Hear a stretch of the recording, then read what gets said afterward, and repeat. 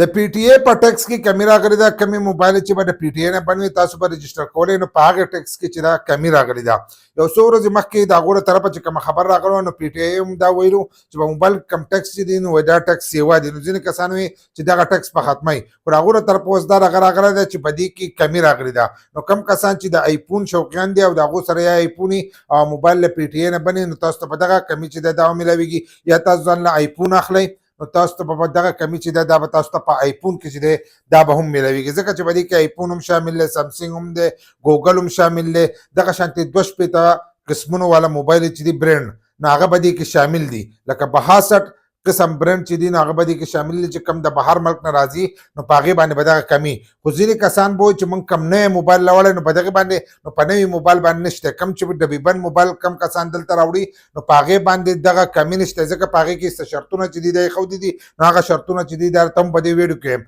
ځکه که تاسو د بهر ملک نه ځانه موبایل راوړی او هغه موبایل نه استعمال شوی په بهر ملک کې او دلته تاسو راوړی تاسو چې موږ به رجسټر کوو موږ ته به دغه کمي میلاویږي، نو دغه کمي به تاسو ته په دغې کې نه میلاویږي چې کم نوی موبایل راځي، ځکه د هغو شرطونه چې دی دلته ورکړل شوي دي چې دا په هغې موبایل چې کم موبایل هلته کې استعمال شوی چې کم زوړ موبایل لکه مثلا یو کس آیفون الی نو په هغې کې 13 پرو میکس هم راتلی شي، دغه شانتې 14 هم راتلی شي، 15 چې دی دا په کوم راتلی شي، نو دغه زړې ماډلې دي. اوس یو نوی ماډل کال لا هغې شوی نو په هغې باندې به دغه ټکس کم نه وي، چې د کم 1.5 کال شوی داسې شوی نو د هغې نه وروسته چې دی لکه د راوتو 1.5 کال داسې شوی نو د هغې نه وروسته چې دی د دې ټکس به کمیږي. او دا چې کولاو راځي ډبې د دې سره نه نو په هغې موبایلو باندې چې دی په هغې باندې به ټکس کمي. خو کم کسان چې دا راغواړي نو د هغو لپاره دغه دی که تاسو خپل رجسټر کړو نو هغه به تاسو ته ګران پرېوځي. لکه تاسو موبایل چې دی تاسو ته ګران پرېوځي، تاسو دلته په دوکانونو کې چې دی دغه اخیستی شئ، ځکه چې په 13 پرو میکس کې چې دی د 10,000 نه والا د 15,000 روپو ټکس چې دی دی په هغې کې کم کړی دی.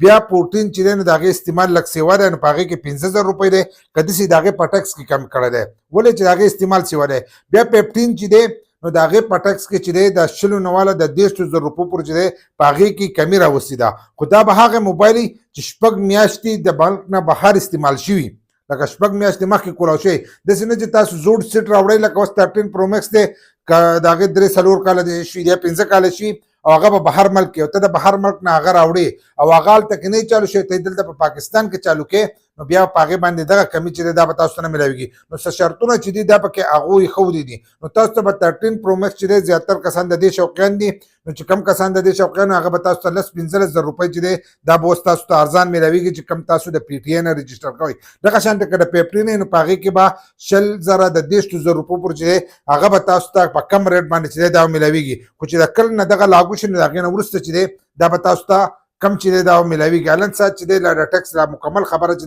دا نه ده شوي، خو هغه کسان دپاره دا ده چې کم کسان په غټه سطحه باندې د بهر ملکونو نه کولاو سیټونه راغواړي نو هغو ته یې غټه پیدا ده، ځکه چې هغو غونډ سیټونه چې دي هغه په یو ځای رجسټر کوي او که تاسو خپل یو رجسټر کوئ نو هغه تاسو ته ګران پرېوځي. تاسو له پکار دی چې دلته کې د پی ټي ای رجسټر موبایل چې دی هغه ځانه په بازار کې واخلئ نو هغه به تاسو ته ارزان پرېوځي د هغې نه.